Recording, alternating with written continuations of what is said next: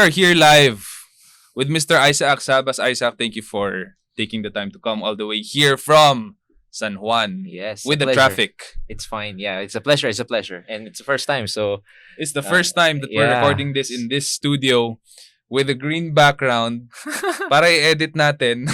whatever we want. Whatever we want. When we yeah. upload this on YouTube, we're already in the Bahamas or in the tropical rainforest. So, we have a couple of thousand of listeners. Every month, I check the number of listens that we have on the podcast. Couple of thousand people. It's nice. They are wondering about entrepreneurship. They're wondering about leadership. They're wondering about management. So the Okay. Leadership Stack podcast, that's all we talk about. Okay. It's about leadership, management, and business, entrepreneurship. Okay. Now, with that said, you have your own journey Exactly. with entrepreneurship. And you have founded Pandora Labs 2010? 2012. actually. 2012. Yeah. Can you tell us about that journey? How did you come upon finding this company? How did you hire your first people and rent out your first office? I'll begin the story from where I started what motivated me to start. So the first one is it started way back when I was still teaching in DLSU.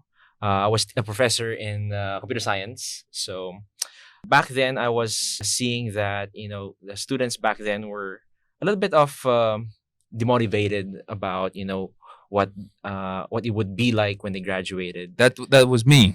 That was me as well back then. Yeah.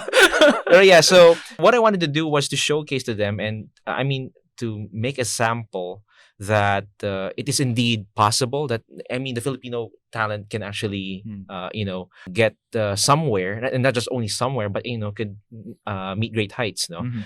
so eventually I decided that okay, let's try something out. And so it began. My journey began by searching what I can do with computer science, what kind of a business I could do, what business model is right, and what resources I should come up with Mhm. or acquire to Mhm. start.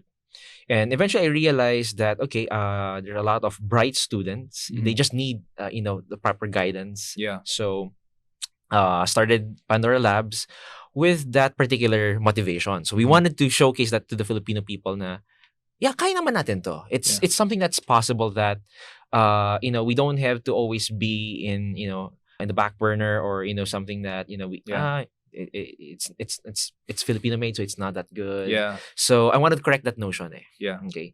Then again, what made me decide that it would be a security company, it was because I got to work with a American security company. Back then, it was called Perimeter E-Security. This was before 2012. This was way back 2009. 2009. Wow. 2009.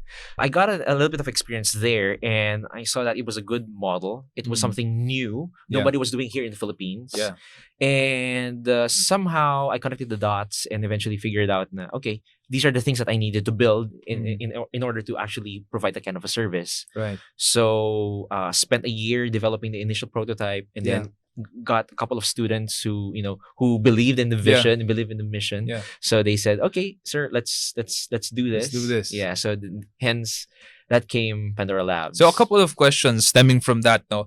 When you were building it with these couple of students, the prototype, was it you who really built it from scratch? To date, it is not me per se who built it from scratch, but I made the first Architecture. the architecture of it.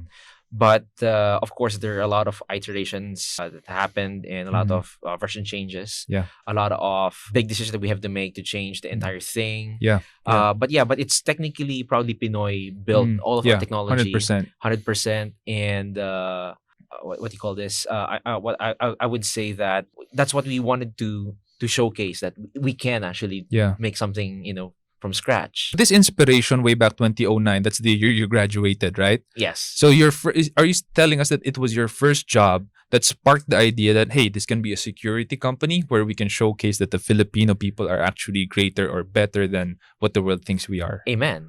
Yes. That's the well, you're right. First job. My first job, and of course with my previous background, doing freelance work, I was like, having my eyes wide open into Yeah. all of the opportunities that you could learn. Yeah. And I saw that this was one of the opportunities that you could, Nice. Good. check out and, Yeah. make a business out of. And So- eventually, yeah. For those who don't know what Pandora does, Mhm. can you shed because like there are listeners, a lot of listeners actually are not that tech savvy. Sure. Can you tell them like what you did before, what it does, Mhm. how it makes money, Okay. etc., etc. Okay. So Pandora Labs, we're technically again, proudly Pinoy. Well, Pandora Labs was Proudly Pinoy. proudly Pinoy, a Pinoy security company, and we were focused on, like I said, developing proprietary software, security software, Yeah. technologies. So I think back then we had 3 that we have developed, and also providing security services Mhm. to our customers. So that's what we did, and what's the revenue or the business model. So there's 2 types. There's Mhm. always the consultancy type of Yeah. business model, and the one that we're trying to build even up to today is the subscription model. Right. Wherein we try to break the notion that security is expensive Mhm. by having all of these solutions as a turnkey solution for Mhm. them via subscription on Out the of the software. box. Yeah, out of the box, Yeah. because of the platform that we built. If you guys need to get a software that will secure your website, that will secure your server, even if it's local, Mhm. this is the guy.